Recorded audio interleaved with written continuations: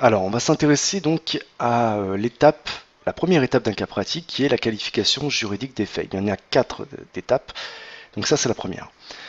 La qualification juridique des faits, ça consiste en fait à trier puis à qualifier les faits importants d'une affaire. Là, on a une affaire qui va porter sur une offre d'emploi qui est rédigée par une dame qui souhaite embaucher du personnel. Et dans cette annonce, on verra en annexe qu'elle a mis qu'elle cherchait un homme jeune et dynamique âgé de 25 à 35 ans et qui plus est sans enfant. Or, si vous vous rappelez de votre chapitre 1, vous savez qu'il est interdit de discriminer des candidats à une offre d'emploi en raison de leurs mœurs, de leur situation matrimoniale, le fait qu'ils soient mariés ou pas, qu'ils aient ou pas des enfants, et également par rapport au sexe, l'âge, etc. Donc là, on tombe exactement dans le coup des interdictions prévues par la loi qu'on a vu dans le chapitre 1. Donc, bon, ça c'était pour vous montrer un petit peu de quoi ça allait parler. Et donc là, on va garder uniquement les faits qui vont être utiles pour comprendre et résoudre le cas pratique. Donc, Maud Martin qui souhaite embaucher du personnel, ça c'est important, puisque ça va être une discrimination en rapport avec l'embauche, donc il faut le marquer.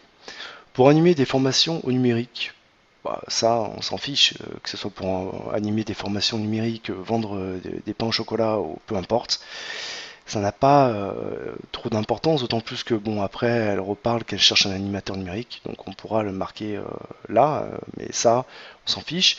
Auprès des entreprises et collectivités locales, peu importe auprès de qui elle va embaucher, ça n'a pas d'importance, donc on ne marquera pas. Après avoir défini ses besoins, Bonne Martin a rédigé une annonce d'emploi. Bah, là on gardera uniquement Bonne Martin a rédigé une annonce d'emploi, ça suffit largement. Et on marquera cette fois pour recruter un animateur numérique parce que je vous rappelle qu'il y a des exceptions prévues quand même par la loi. On peut, par exemple, rédiger une offre d'emploi précisant qu'on cherche une femme et pas un homme. On le peut dans certains cas, par exemple pour le mannequinat. Si vous avez besoin d'une femme pour défiler sur un podium pour présenter des vêtements féminins, il est clair et net que vous n'allez pas euh, chercher un homme et donc vous allez être obligé de marquer dans l'annonce que vous recherchez une femme. Pareil pour une actrice de cinéma, si vous recherchez une actrice pour un rôle féminin, dans l'annonce, ça sera une des expressions permises par la loi et vous pourrez marquer que vous recherchez une femme. Donc ça, on va le marquer parce que pour un animateur numérique, par contre, il n'y a pas besoin que ce soit une femme ou un homme, donc on n'a pas le droit de discriminer et donc on n'a pas le droit de marquer dans une annonce qu'on cherche plutôt un sexe plutôt que l'autre. Et puis enfin, la dernière phrase, on pourra la récupérer ou la reformuler. Ça explique qu'elle se pose des questions sur la validité de son annonce. Ben, on va le marquer. Donc, clairement, ça va donner quoi? Ben, ça va donner ça. Donc, première chose, on marque bien le titre de l'étape. Et là, donc, Maud Martin souhaite embaucher du personnel, etc. Ça, donc, j'ai récupéré ce qu'on a venu trier. Mais on va pas le laisser tel quel, ça, puisque la qualification juridique des faits, ça consiste, une fois qu'on a trié les faits, à les traduire en termes juridiques. Comprenez, il faut traduire les faits en termes juridiques. Donc, comment on va traduire ça? Eh bien, il y a une chose qu'on va forcément faire à chaque fois, c'est déjà préciser si c'est une personne physique ou morale. Alors, une personne physique, c'est quelqu'un de palpable, hein, c'est comme vous et moi. Et une personne morale, bah, c'est une entreprise, l'État, une collectivité, etc. Vous allez me dire, mais pourquoi on met ça? Écoutez, c'est comme ça qu'on fait en droit et surtout, c'est comme ça qu'ils demandent au BTS. Si vous ne le mettez pas, vous risquez de perdre des points. Bah, vous perdrez des points, c'est sûr. Donc la Maud Martin, bah, c'est une personne physique, hein, c'est pas comme une société, donc on marque Maud Martin, personne physique. Qu'est-ce qu'elle est d'autre? Comment on peut la qualifier? Je veux dire qualifier, c'est comme c'est donner un qualificatif à quelque chose. Si vous voyez une voiture rouge, vous pouvez donner quoi comme qualificatif? Eh bien que c'est un véhicule et qu'elle est de couleur rouge. Donc là, Maud Martin, qu'est-ce qu'elle a de particulier dans cette affaire? C'est qu'elle est employeur. Donc on va marquer Maud Martin, employeur. Personne physique souhaite embaucher du personnel. Elle rédige une annonce d'emploi pour recruter un animateur numérique. Donc là, on aurait pu marquer un animateur numérique, personne physique. Et on pourrait même marquer également salarié. En général, c'est ce qu'on fait lorsqu'il y a une affaire qui tourne autour du contrat de travail. On donne comme qualificatif toujours personne physique ou personne morale, et également salarié, employeur. Si ça avait été une affaire sur, je sais pas moi, des associés qui se disputent pour une société, on aurait marqué personne physique ou personne morale, et on aurait marqué associé comme qualificatif. Voilà. Donc là, il y a rien d'autre à mettre dans ce cas pratique comme fait ou comme qualification juridique. Voilà. Passons maintenant à l'étape problème juridique. Qu'est-ce qu'un problème juridique? Un problème juridique, c'est une question de droit auquel on va répondre dans la solution. Alors, on ne peut pas mettre n'importe quoi. Première chose à ne pas faire, c'est mettre le nom des personnes de l'affaire. Parce qu'un problème juridique, ça doit être général, pas trop précis. Et ça doit pouvoir s'appliquer à tous les cas quasi identiques qui tournent autour de la même question. Donc là, la question qui se pose, elle tourne autour des discriminations à l'embauche. Donc, on va mettre comme problème juridique quelque chose qui soit suffisamment général. Et en fait, là, on mettra... alors, moi, je vous conseille de toujours commencer votre problème juridique par dans quelle mesure. Ça marche quasiment à tous les coups. Pas dans tous les coups, mais quasiment.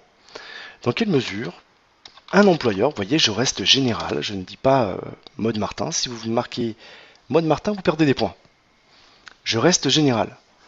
Dans quelle mesure un employeur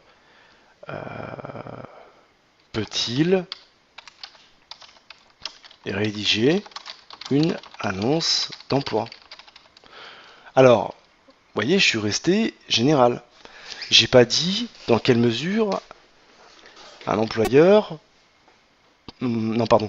Je n'ai pas marqué est-ce que Madame Martin peut demander un homme pour l'emploi dont elle souhaite pourvoir le poste. Non. J'ai pas non plus marqué dans quelle mesure un employeur peut-il faire mention du sexe ou de l'âge d'une personne. Enfin bref, je reste très général. D'accord? Donc, ne mettez pas n'importe quoi, ne mettez pas non plus, comme souvent c'est le cas, est-ce que l'annonce est légale? Non. Là, c'est trop général et c'est pas du tout, ça va pas du tout. Voilà. Ben, il y en a plein, hein, on aurait pu le marquer autrement, on aurait pu marquer quelles sont les règles en matière de rédaction d'une offre d'emploi. Voilà, on reste général. J'aurais pu également marquer quelles sont les discriminations interdites dans une offre d'emploi. Vous voyez, on a quand même le choix. Hein. Par contre, vous n'avez pas le droit de me mettre 2, 3 cas pratiques. Il y en a 2, 3 problèmes juridiques, il n'y en a qu'un seul que vous pouvez mettre. Un seul. Si vous en mettez deux, vous avez 0. Ça ne marche pas. Passons maintenant à l'étape de la règle de droit. La règle de droit, c'est simple. On reprend la règle qui va nous servir à résoudre le cas pratique. Il faut toujours, notez-le bien, citer la source. Alors, la source, c'est en général le numéro de l'article.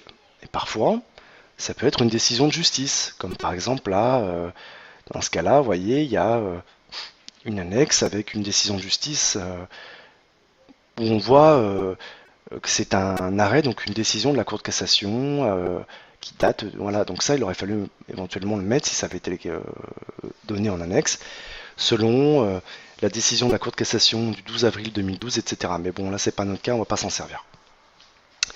Ne jamais mettre par contre la source du document. Je veux dire, imaginons que vous ayez un document pris d'un site internet qui parle de l'article sur les discriminations, comme là c'est le cas. Eh bien, vous marquerez comme source article 1132-1 du Code du travail. S'il y a marqué dessous le site pour les nuls en droit, hein, le site internet pour les... vous ne marquerez pas comme source que c'est le site internet pour les nuls en droit.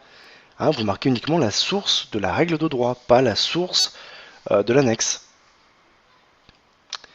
Donc là, bah, c'est très simple. Si on regarde cette annexe, c'est selon l'article L 832-1 du Code du travail. Et là, vous devez mettre la règle. Alors, vous pouvez très bien la recopier telle qu'elle, mais franchement, je vous le déconseille. Premièrement, parce que ça montre que vous vous détachez pas du lot des élèves, hein, vous êtes un peu scolaire et que vous écrivez tel quel. Deuxièmement, ça vous fait perdre du temps à rédiger. Il vaut mieux le reformuler. Premièrement, ça fait plaisir au correcteur. Il se dit, ah tiens, un élève qui réfléchit, on voit qu'il a compris. Et surtout, ça permet de gagner du temps. Donc là, aucune personne ne peut être écartée d'une procédure de recrutement ou de l'accès d'un stage ou à une période de formation. On se fiche complètement de l'accès au stage ou à la période de formation en entreprise, ça ne nous concerne pas. Nous, ici, on est plutôt dans une phase de recrutement. Donc on va marquer aucune personne ne peut être écartée d'une procédure de recrutement. Oula, j'écris mal.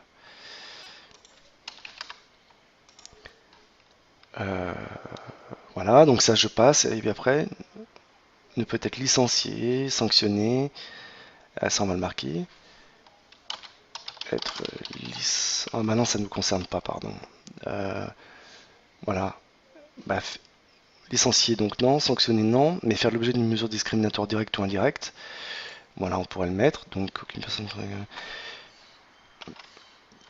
Et faire l'objet. Alors on va plutôt marquer ou faire l'objet d'une mesure discriminatoire. Et qu'est-ce qui nous intéresse d'autre? En raison de son origine, son sexe, ses mœurs, etc. On va pas tout marquer, c'est très long. En raison, par exemple, donc de là, qu'est-ce qui va nous intéresser de son sexe, puisqu'elle demande un homme, si je me rappelle bien. Elle dit également en raison de son âge, donc de son âge,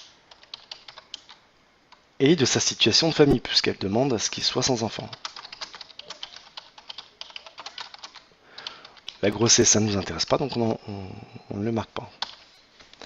Voilà. Vous voyez, ça a été rapide, et on montre qu'on n'est pas idiot, et surtout qu'on ne perd pas de temps, parce que l'épreuve est longue, si on veut le maximum de points, c'est pas la peine de perdre du temps.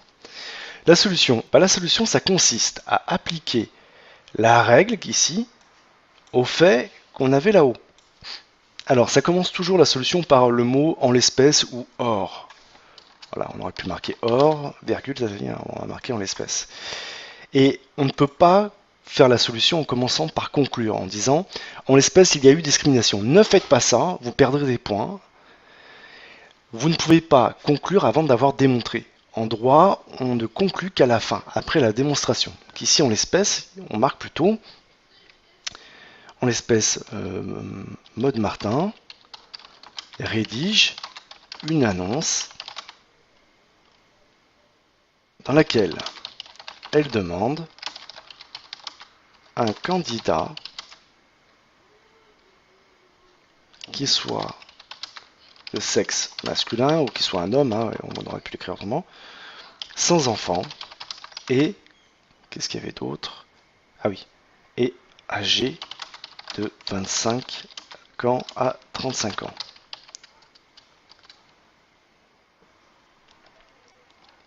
Or, donc, cette annonce ne respecte pas la loi et Madame Martin doit absolument effacer, enlever les mentions de l'âge, du sexe et de la situation de famille du candidat. Voilà, on a terminé. Vous voyez, c'est pas compliqué. Il suffit juste d'avoir compris. Si vous l'avez compris, vous pouvez très facilement avoir 16-18. J'ai toujours une poignée d'élèves qui me suivent, qui utilisent vraiment le temps de cette séance pour travailler correctement et qui ont de très très bonnes notes. Qu'on aime ou qu'on n'aime pas le droit et l'éco, Je vous garantis que si vous suivez mes conseils, c'est simple. En plus, vous serez fiers de vous et vous aurez très bonnes notes et des points d'avance. Voilà. Vous allez pouvoir maintenant continuer le TD et ensuite vous entraîner vous-même.